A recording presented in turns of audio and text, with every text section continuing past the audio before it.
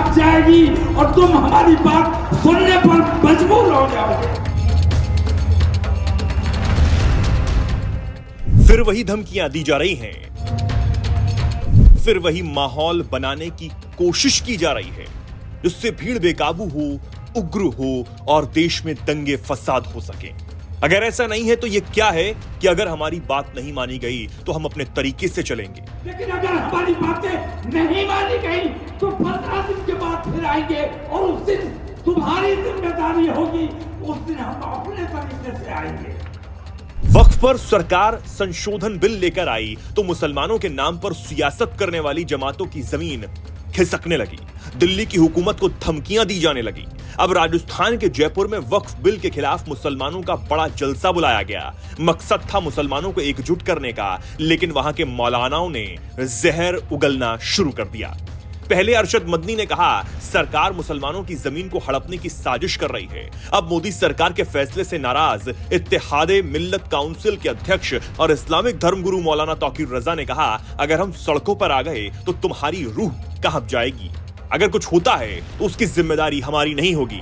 ऐसे कितने जलसे होते रहते हैं, हुकूमत आपकी इन तमाम काविशों पर तवज्जो बिल्कुल नहीं देगी।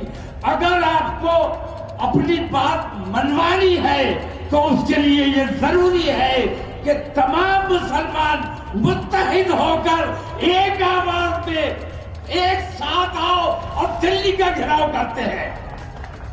जहां आप जयपुर से चलो तो दिल्ली तक जाम होना चाहिए। इस अंदाज में अगर निकलोगे तो तुम्हारी सुनी जाएगी। ये ऐसी तादाद में निकलो, तुम दिखाओ कि हमारी तादाद को छुपाते हो। जिस दिन हम सड़कों पर आएंगे तो तुम्हारी रूह कांप जाएगी और तुम हमारी बात सुनने पर मजबूर हो जाओगे। यही नहीं, तौकीर रजा ने कहा अपने नौजवानों को कंट्रोल हमने कर रखा है। जिस दिन आउट ऑफ कंट्रोल वो हो गए तो तुम्हारे बस की बात नहीं इन्हें रोक पाना। हर शख्स मुजाहिद है, अल्हम्दुलिल्लाह हम स्ट्रगलर हैं अपने मजहब के लिए, अपने मुल्क के लिए, अपने मुल्क के लिए जद्दोजहद करते हैं। हमारे नौजवान बुज़दिल नहीं है। ये बात मैंने बार बार कही है कि हमारे उलमा ने, हमारे दानिशवरों ने, हमारे कायदीन ने अपने नौजवानों को कंट्रोल करके रखा है।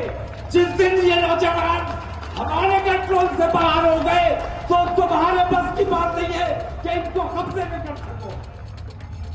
मौलाना तौकीर रजा के इस बयान पर उन्हें तगड़ा जवाब देते हुए अखिल भारतीय संत समिति के महासचिव स्वामी जितेंद्रानंद सरस्वती ने कहा कि देश संविधान से चलता है, शरिया से नहीं। अगर मुस्लिम नौजवान आउट ऑफ कंट्रोल होंगे तो हिंदू युवकों ने भी चूड़ियां नहीं पहनी हैं। संविधान से देश चलता है, शरीयत से नहीं। अगर शरिया से देश चलाने का प्रयास करेंगे और आपके नौजवान सड़कों पे उतर के संविधान हाथ में लेने की कोशिश करेंगे तो इतना ध्यान रखिए कि हिंदू युवकों ने हाथों में चूड़ियां नहीं पहन रखी है और ठीक प्रकार से मुंहतोड़ उत्तर मिलेगा। वहीं वक्फ बिल पर बोलते हुए स्वामी जितेंद्रानंद सरस्वती ने कहा कि जो एक्ट पार्लियामेंट में पास हो सकता है वो एक्ट वहीं से रिमूव भी हो सकता है। ये जो जमीनें गई हैं क्या इन मौलानाओं के या इस्लामिक स्कॉलरों के बाप दादे गधे पे लाद के लेके आएंगे क्या?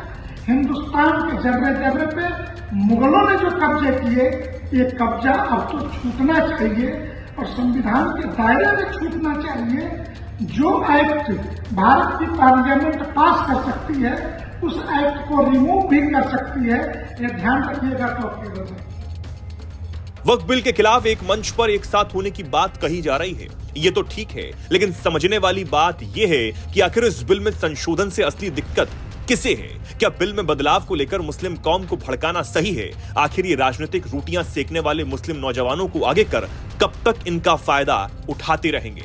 और मुस्लिम समाज इन जैसे मौलानाओं की असलियत कब पहचानेगा जो भीड़ को भड़काकर दंगे फसाद करने की कोशिश में लगे रहते हैं?